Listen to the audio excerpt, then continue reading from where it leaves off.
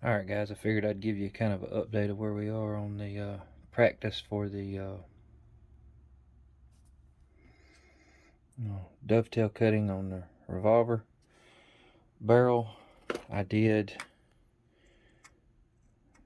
kind of modify my setup a little bit, turn my vice jaws around where the serrated side that grips to the inside, and I just used some leather so I could get this thing in there pretty level. That's kind of hard to interferes with the because of the hole I've cut.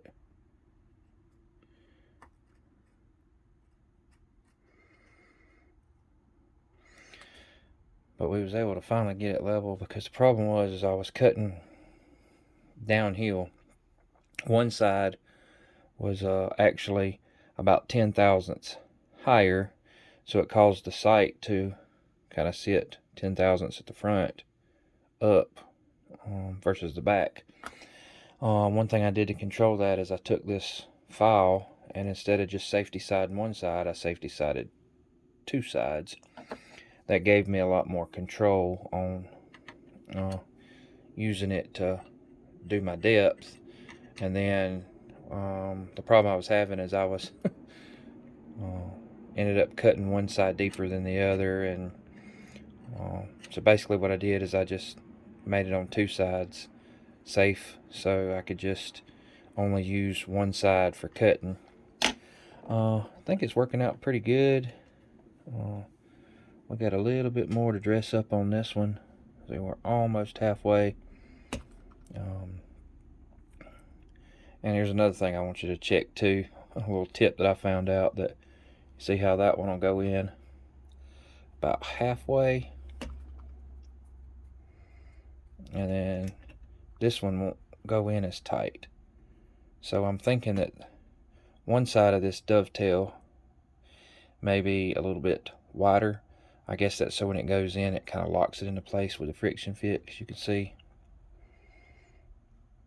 Now, that one goes almost halfway, and if I take and rotate it,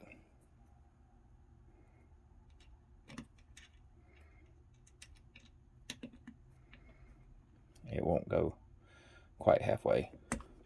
Something cool to learn. And I've just been taking this scrap barrel and going down several places. This is about the fourth one I've practiced cutting on, so I don't know, we'll get about 6 or 8 more of them and we might get pretty decent at it. Alright, I'll show you what the end result is.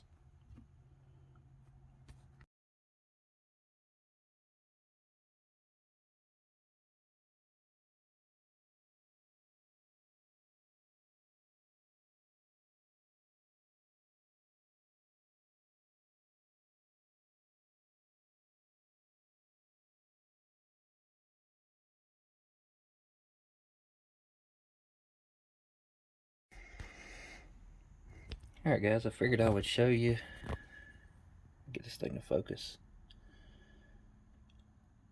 It turned out pretty good. Like I said, making two sides of that file safe worked a little bit better. I'm thinking if I'd have went down about another 5 thousandths, 5 or 10 thousandths, that would have been perfectly flush.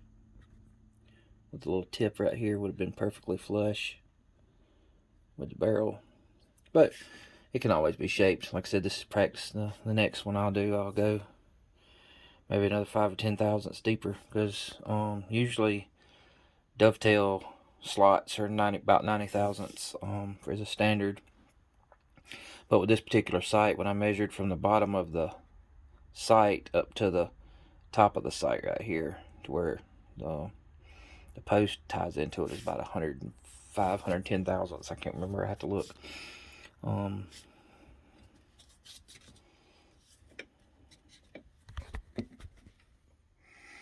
But all in all, I think it's worked pretty good.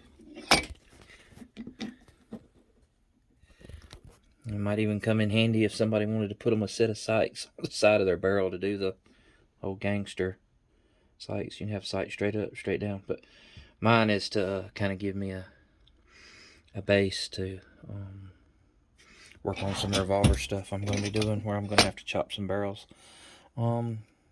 We still got enough room in here to practice. Like I said, we're going to take this thing all the way down and practice until we get really, really good at it. And then we're going to lop this barrel off to about the 3-inch mark, just to see how it will look. See how the basic size and shape and everything. So when we get ready to do a 3-inch Smith revolver, cutting the barrel down and shaping it, we'll know how it's going to look. But all in all, I think I'll take that. Key is to getting this thing perfectly straight. And as you see, it's not perfectly straight. I don't know if I can hold that perfectly straight. It's not perfectly straight with the underlug, but we was close. But like I said, we're more worrying about the actual dovetail slots than we are the positioning. And plus, it's a little bit harder when you're cutting into other slots from the bottom. But when I get ready to do a regular one, I will definitely make sure when I'm cutting my slots I get everything perfectly lined up, because nobody wants a canted sight. Alright, more work to do.